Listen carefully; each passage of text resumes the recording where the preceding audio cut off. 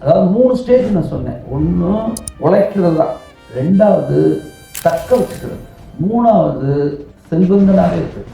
நம்ம எந்த நிலைமையில் இருக்கோம் அப்படிங்கிறது உங்களுக்கு நல்லாவே தெரியும். இந்தியாவில் கிட்டத்தட்ட ஜிடிபியில் 70% வருமானம் ஜாயிண்ட் ஃபேமிலியில் தான் வருது. ஆனால் 4% பேர் தான் 3வது தலைமுறை தான். இந்த 3 தலைமுறையிலேயே இது எல்லாமே செட்டில் ஆயிடுச்சு. எங்கள் அப்பா எனக்கு ஒன்றும் சொல்லிட்டு போயிருக்கார், வாழ்க்கை ஒரு வட்டம். நாம் எல்லாருமே என்னவா இருக்க விரும்புகிறோம்? கோடீஸ்வரர். அதில் ஒன்றும் மாற்றுக்கிறது இல்லையே. கோடீஸ்வர மகன் சுகவாசி, சுகவாசி மகன் சோம்பேறி, சோம்பேறி மகன் தொழிலாளி, அல்லது சோம்பேறி மகன் பரதேசி, பரதேசி மகன் தொழிலாளி, தொழிலாளி மகன் முதலாளி, முதலாளி மகன் கோடி. இதுதான்.